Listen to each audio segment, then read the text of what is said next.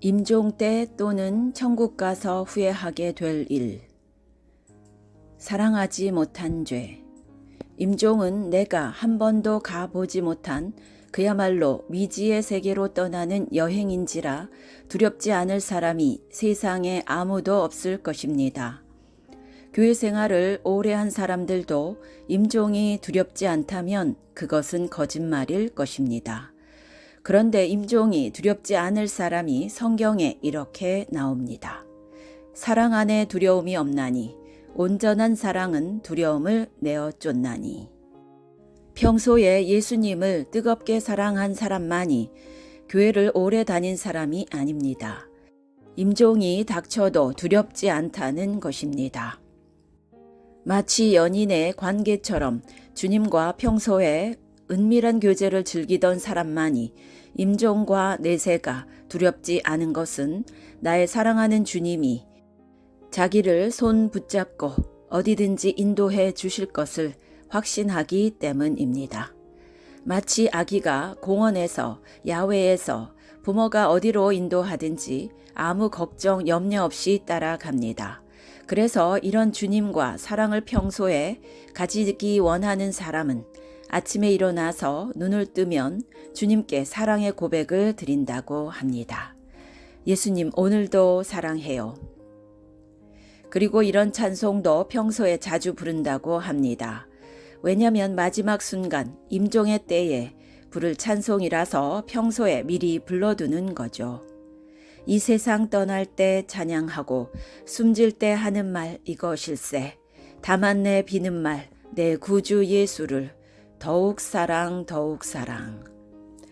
그래서 임종 때 중환자실에 들어갈 때 후회가 없고 대신에 감사와 감격이 넘치려면 평소의 사랑을 충분히 해야 된다는 것입니다. 하나님을 사랑하고 가족과 이웃을 사랑하는 일을 평소에 후회 없이 해야 하는데요. 하나님을 사랑하는 일은 이웃과 가족을 사랑하는 것과 동전의 양면입니다.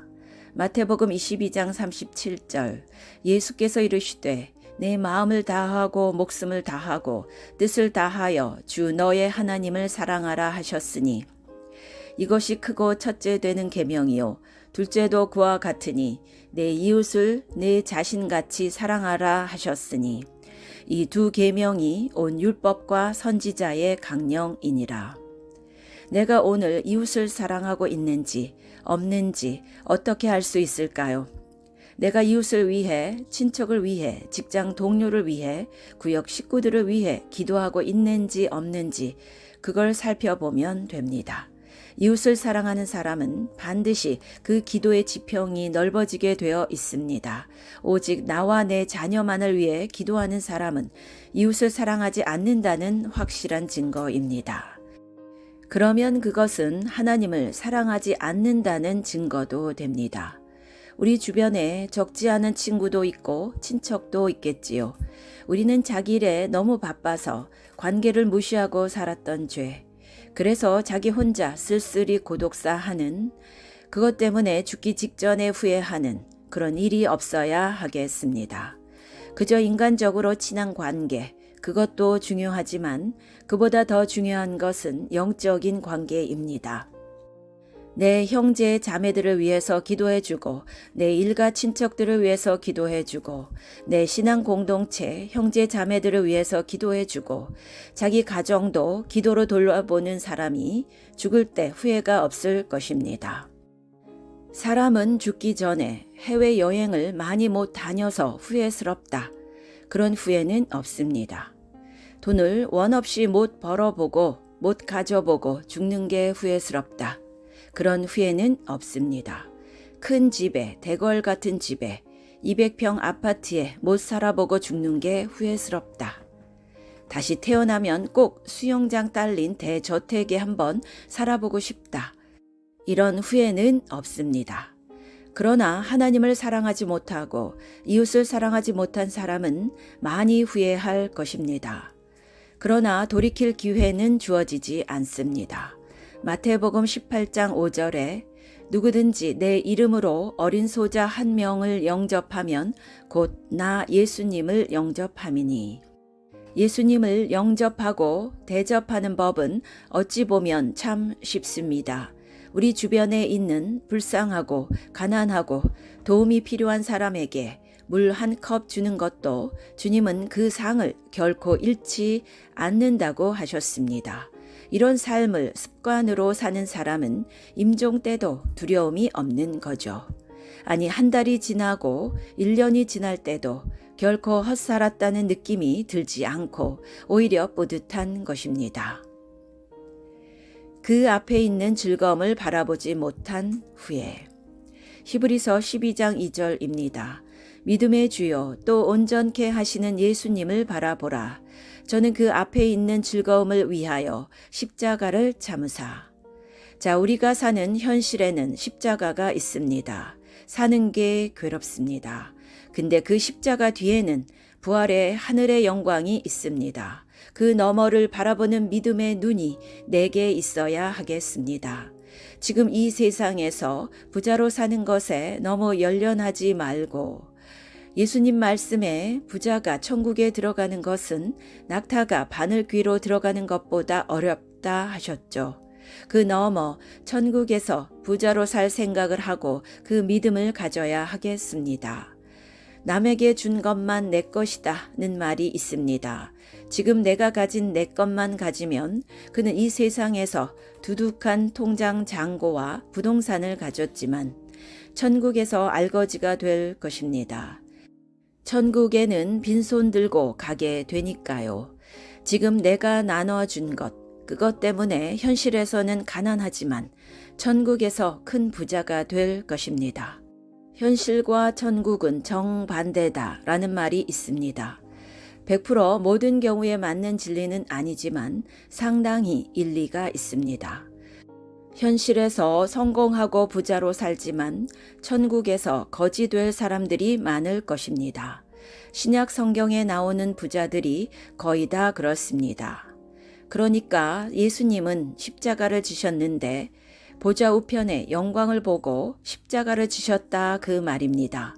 저는 그 앞에 있는 즐거움을 위하여 십자가를 참으사. 여러분, 오늘 여러분 인생이 괴로운 것은 시력이 약해서 그래요. 근시라서 그래요. 원시가 되면 괜찮아요. 오늘 나의 십자가만 보지 말고 그 후에 영광까지 바라봐라 하는 것입니다. 그런 시각을 내가 갖게 해달라고 우리는 기도해야 될 것입니다. 오늘 하나님이 나에게 지워주신 십자가는 무엇입니까? 나는 그 앞에 즐거움을 바라보고 오늘 내 십자가를 기꺼이 지고 주님을 따르고 있습니까? 주님은 누구든지 나를 따르려거든 자기 십자가를 지고 나를 쫓을 것이니라고 하셨는데 지금 십자가가 없다는 사람 또는 자기 십자가가 있어도 지지 않는 사람은 나중에 천국에 가서 크게 후회하게 될 것입니다. 오늘 내가 지고 가야 할 주님이 내게 맡겨주신 십자가가 무엇인지 한번 깊이 생각해보는 하루가 되시길 바랍니다. 미처 회개하지 못한 죄로 인한 후회. 천국에 가서 우리가 깜짝 놀라게 될 한 가지는 우리가 미처 회개하지 않은 죄가 드러나서 심판대 앞에서 당황하게 되는 것을 미리 대비하자는 것입니다.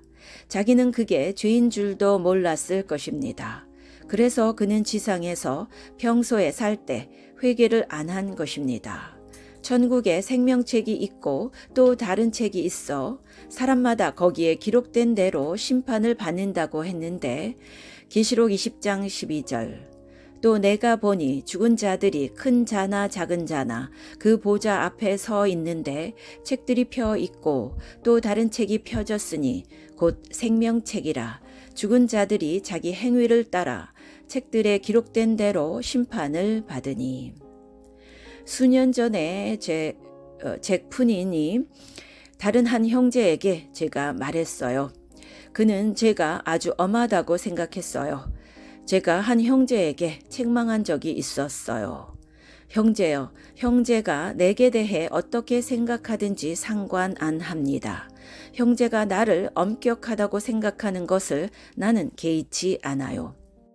지금 내가 하는 충고는 형제의 귀에 거슬릴지 모르지만 그리스도의 심판대에서 형제는 뒤돌아보면서 나 잭프닌을 보면서 그때 내가 정직하게 지적해 준 것 때문에 형제는 나에게 고맙다고 할 것입니다. 그것으로 충분해요. 나는 기꺼이 그날을 기다리겠어요. 심판 날까지 나는 여러분에게 인기 있기를 원치 않습니다. 그 형제는 깨달았어요. 제가 자기를 위해서 진실, 진리를 말해준 것을요. 아주 먼 옛날 일이었는데 그는 지금 우리 교회에서 아주 선한 형제가 되어 있습니다. 그는 그리스도의 심판대에서 그리스도께서 자기 진실이 무엇인지 발견해 주실 필요가 없었어요. 이미 다 밝혀져서 교정했거든요. 우리는 이 세상에서 평소에 늘 자기를 돌아보며 회개하는 삶을 살아야 합니다.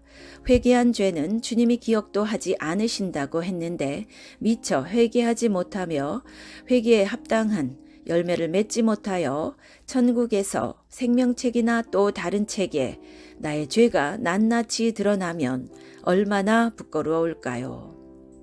자기 직분이 장로, 목사일수록 더욱 부끄러울 것입니다. 아니 심한 경우 영생을 얻지 못할 수도 있습니다. 그러므로 우리는 오늘을 말씀대로 성실히 살아서 임종 때나 천국에 가서 후회할 일이 아주 없어야 하겠습니다. 한 기자가 연로한 빌리 그레이엄 목사님을 만나서 인터뷰했습니다. 지금 목사님이 많이 연로하신데 만약에 목사님이 중년을 다시 살게 되었다고 가정할 때 그때는 지금과 달리 살고 싶으신 것이 있으신지요?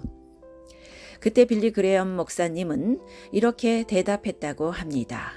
제가 연구를 더 많이 하고 기도를 더 많이 하고 여행, 집회를 좀 더 적게 다니고 집회 약속도 좀 더 적게 잡을 것 같습니다.